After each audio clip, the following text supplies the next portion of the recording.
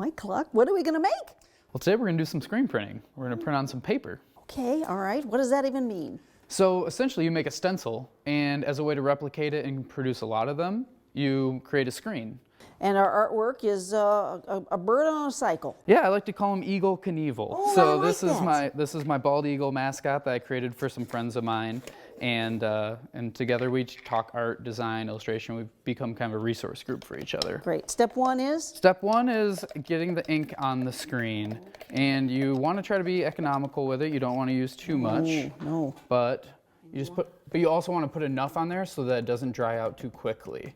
Mike Klok, I understand you wear many hats, from artist to designer to cartoonist to you ride a skateboard now and then? Yeah, every once in a while. Two-part question. Describe your style and from where do you get your inspiration for this? So going back to when I was a kid, there's some very nostalgic things that I hold on to, and it was really finding that sense of myself again as an adult that led me to where I am kind of now artistically. So everything from color palette to characters, they're almost prominent in my work and noticeable in my work that people ask for all the time. They say, hey, you choose some really interesting colors and your characters really stand out. 3 or 4 years ago, that wasn't the case. It was embracing the fact that I used to love the comics that I would read or the cartoons on Saturday morning, and really kind of diving into that space. I started to go antiquing. I started to look for materials and resources and references that you don't find on a computer screen by just typing in a Google search. I really got my hands dirty finding those things and appreciating them, looking at them up close, and it's steered me in a direction for art that I never thought I would go. Where do you use imagination in your work? I try to use imagination whenever possible. I mean, I remember telling my parents my first job that I wanted to do after a lawyer or a professional hockey player, all those kind of big dreams that you have. I go, I want to use my imagination. I want to use my ideas. And so a lot of times for me, it's the solving of the problem between good design and fun illustration and accomplishing a goal. So specifically for clients, you know, if we're talking about a beer label, how is it going to stand out on the shelf? Okay, well maybe a vibrant color palette or a memorable character.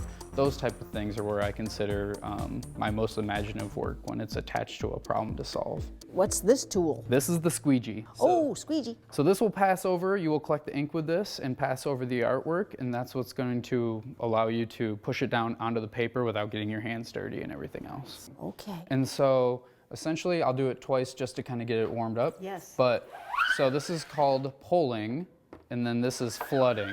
So what you're doing is you're pushing the ink across the artwork so that it's kind of living in there already, so that when you do a nice pull across, it's already hitting the paper versus staying in the screen. Okay, all right. Okay, so would you like to take the first pull? I think so. All right, so you just kind of have like a 45-degree angle there. Go ahead and hold it nice and tight. All right. And then you're going to want to Bring push it down. Push Yep. down and pull back. This Yep. is why we lift weights, right? Yeah. Look at that bird.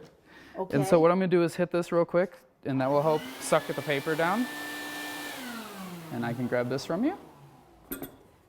Oh, and we just missed a little bit of it. We missed a little of it, so what does that mean? So if the paper hasn't moved, you can keep it right there, and what you'll want to do is just put a little more pressure on it. Okay, all right. You want to feel that squeegee. Ready? Push. 1, 2, 3. How does a skateboard play its role?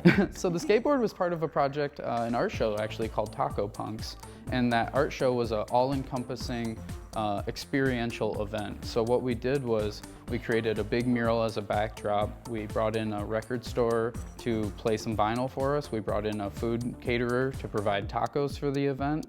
And then we had artwork all the way around the building, kind of surrounding us, and gave people an opportunity to kind of just live in that environment for a little bit.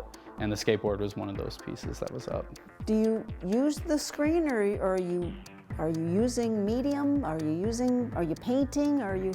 Tell me how a project comes to life. So most of my work will start with paper and pencil. I still like to get my ideas generated there. That tactile touch, pencil touching paper, feels very intimate to me, and it's something I grew up with. I really enjoy that time spent there. But with modern tools, I've jumped into things like the iPad and other digital tablets where you can scan. Instead of scanning in paperwork, you can take a photo, and it's almost instantaneous how quickly you can start coloring those things. And it's a little more forgiving if you tend to change colors a lot or change the position of somebody's arm if you're drawing a character. Yep. There we go. Oh, baby. Okay. That's looking more promising. Here we go. So we'll set that One, again. 2, 3. There we go. Look at that. Wow. And so that vacuum helps keep the paper down and not stick when the ink tries to pull it up.